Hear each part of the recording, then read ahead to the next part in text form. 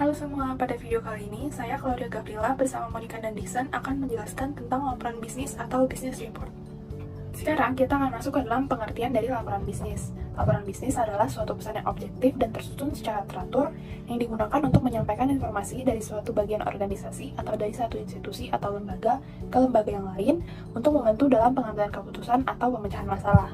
Nah, setiap penulisan laporan bisnis pastinya memiliki tujuan. Yang pertama, laporan bisnis digunakan untuk memantau dan mengendalikan operasi perusahaan, serta membantu mengimplementasikan kebijakan dan prosedur yang telah ditetapkan oleh perusahaan. Lalu, laporan bisnis juga digunakan untuk memenuhi persyaratan hukum dan peraturan yang telah berlaku di perusahaan.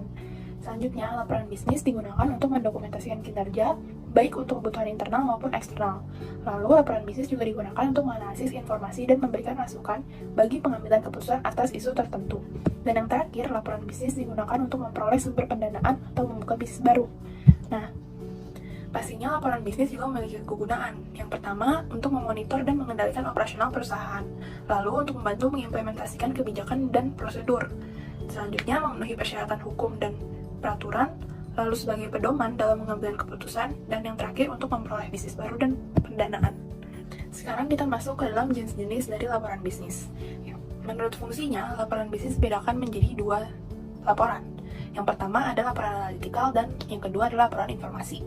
Laporan analitikal atau analytical report adalah laporan yang menyajikan fakta-fakta, menganalisis dan menafsirkannya, kemudian mengambil kesimpulan dan memberi rekomendasi. Sementara laporan informasi atau informational report adalah laporan menyajikan fakta-fakta dan rangkuman tanpa melakukan analisis, kesimpulan, dan rekomendasi. Selanjutnya, langkah-langkah apa sih yang harus kita ambil dalam mempersiapkan laporan bisnis? Yang pertama ada menentukan masalah, tujuan, dan format laporan. Kemudian, kita harus mempertimbangkan siapa yang akan menerima laporan tersebut. Lalu, kita menentukan ide atau gagasan yang perlu disampaikan. Kemudian, kita mengumpulkan data yang relevan untuk menulis laporan. Lalu yang terakhir, kita menganalisis dan menafsirkan data. Bagian pokok laporan bisnis yang terdiri dari 3 bagian, yaitu pendahuluan, isi, dan penutup. Bagian pertama adalah pendahuluan, yang menyampaikan hal-hal dasar mengapa laporan bisnis dibuat. Bagian kedua adalah isi laporan, yang membahas dan mengembangkan hal-hal yang penting secara rinci dari rumusan masalah yang telah dirancang dalam pendahuluan. Dalam bagian isi juga dapat membantu kita mencapai maksud penulisan laporan bisnis. Penulisan laporan bisnis yang baik harus mencakup temuan fakta yang penting dan relevan. Bagian terakhir adalah bagian ketiga, adalah penutup berisi rangkuman atau kesimpulan laporan bisnis secara menyeluruh. Dalam laporan informasional, bagian penutup disebut rangkuman, sedangkan dalam laporan analitikal disebut kesimpulan dan rekomendasi. Hal-hal yang perlu dipertimbangkan dalam bagian penutup yaitu, yang pertama ada rangkuman, berisi ringkasan pembahasan secara menyeluruh. Bisa juga berisi poin-poin yang penting, kelebihan dan kelemahan, atau manfaat dan kerugian.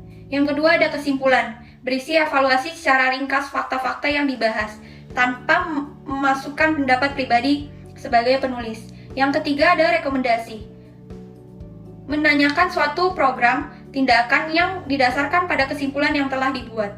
Yang terakhir ada rencana tindakan, merupakan pernyataan terakhir yang mencangkup waktu pelaksanaan program, anggaran yang diperlukan, dan orang-orang yang bertanggung jawab terhadap program yang akan dilaksanakan. Penyusunan laporan bisnis.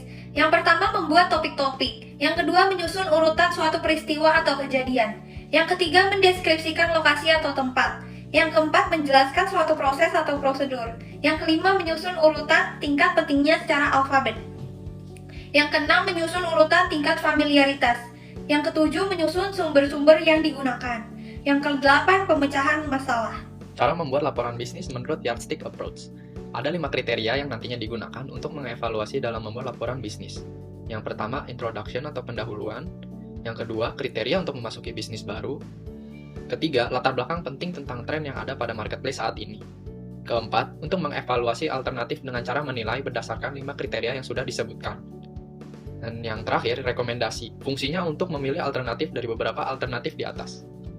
Contoh analytical report 2+2 = 4 approach, seperti gambar di tabel atau di slide. Pendekatan 2+2 = 4 approach dinamakan demikian untuk meyakinkan pembaca, untuk menunjukkan bahwa informasi bertambah dan paling efisien untuk dipahami pembaca. Pada bagian pertama halaman laporan memerlukan kepada siapa dan dari siapa laporan tersebut dibuat, lalu menulis tanggal dan subjek pada laporan tersebut. Pada paragraf pertama, memverifikasikan siapa yang meminta dan siapa penulisnya. Pada paragraf kedua, menjelaskan seberapa seriusnya masalah tersebut yang akan dibuat. Pada paragraf ketiga, menjelaskan bagaimana informasi yang digunakan dalam menganalisis laporan itu dikumpulkan. Selanjutnya ada organizational problems, yaitu dua bagian ini menggunakan problem pertama dan menjelaskan seakurat apa laporan tersebut tanpa menyalahkan kepribadian seseorang. Dan yang kedua terdapat commission problem, yaitu menjelaskan permasalahan kedua perusahaan tersebut. Dan setelah menjelaskan organizational problem dan commission problem, terdapat rekomendasi, yaitu penggabungan antara dua masalah tersebut dan dibuatlah sebuah rekomendasi yang akan menyelesaikan permasalahan perusahaan tersebut. Lalu yang terakhir terdapat paragraf summary. Paragraf summary atau berisi ringkasan singkat berupa ringkasan kedua permasalahan ditambah rekomendasi atas laporan bisnis yang telah dibuat. Sekian video dari kami, terima kasih sudah menonton.